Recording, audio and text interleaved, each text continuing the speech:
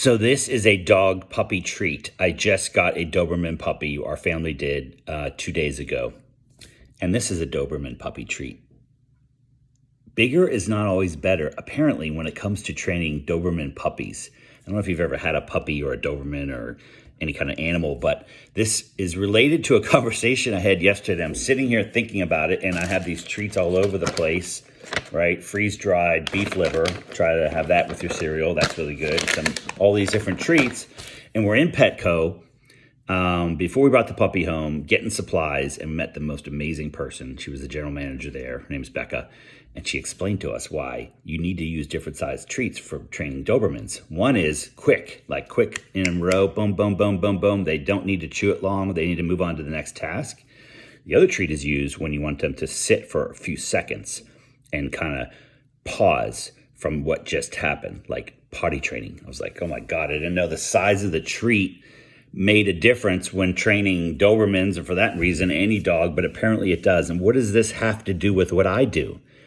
Because having more people on your healthcare plan does not always mean it's better for you. And this is a myth. This is a myth that I used to believe. Like, I thought this for a long time because it's based on the premise when you get licensed as an insurance agent, you learn something called the law of large numbers. The more numbers you have, the more you spread the risk. And then anytime one person has something bad, that risk is spread out. And the more people you have, it's spread out to more people. Makes perfect sense. It's why life insurance works so well. Term life insurance, whole life insurance, because they know based on statistics how many people in a general population are going to pass away at what age. And then when people pass away, they can pay out money, but the majority of people are still paying and they're not using it. It's different, though, a little bit different with healthcare benefits. Now, it's similar, so I don't want you to think it's not, because there's a term called credibility, not to be confused with creditable. So there's something called credible, credible.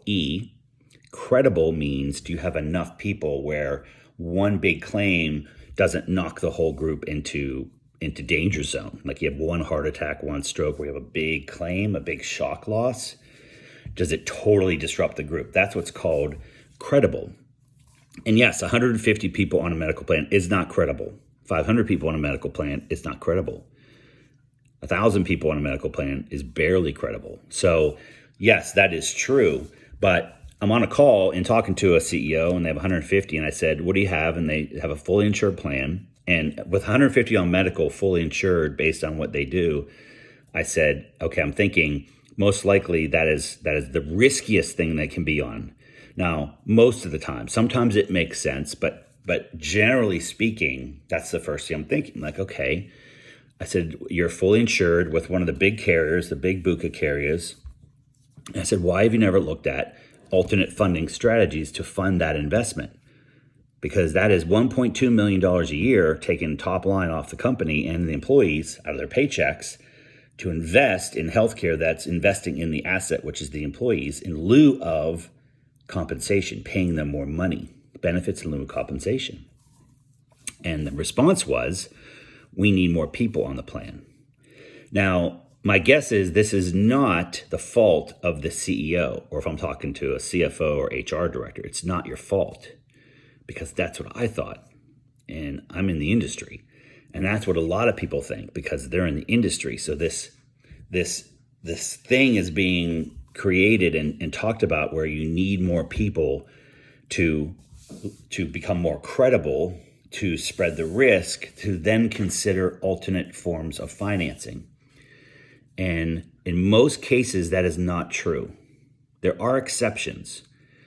So I'm not totally one-sided in the way I talk to people, because there are 5 ways you finance risk. One of them is being fully insured.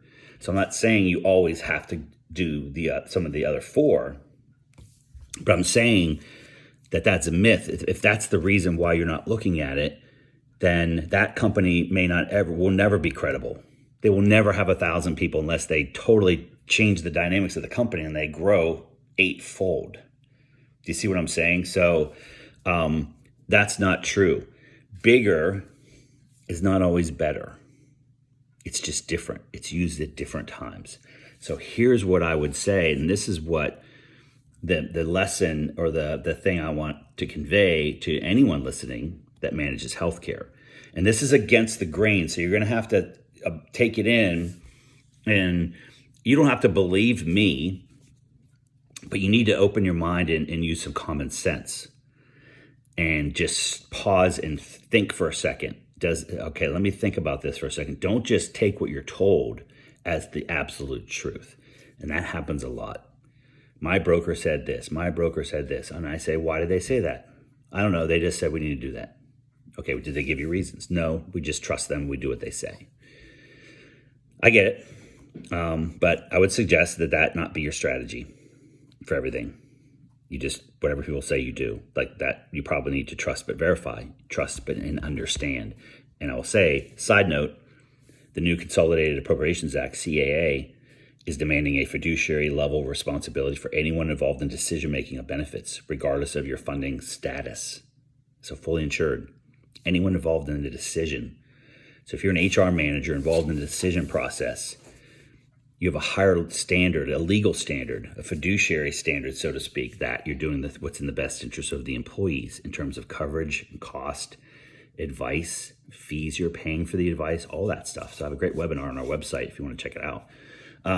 But back to what we're talking about, the way you manage a group that is not credible is that you install what's called a claims management process. And I'm not going to get into it now, but there are ways you can reduce the frequency, severity, and magnitude of your claims. And that's how you handle the people that have big claims, like a big Enbrel, which is a rheumatoid arthritis drug, $500,000 a year that hits your plan. What do? An HSA plan that you put in is not going to fix that.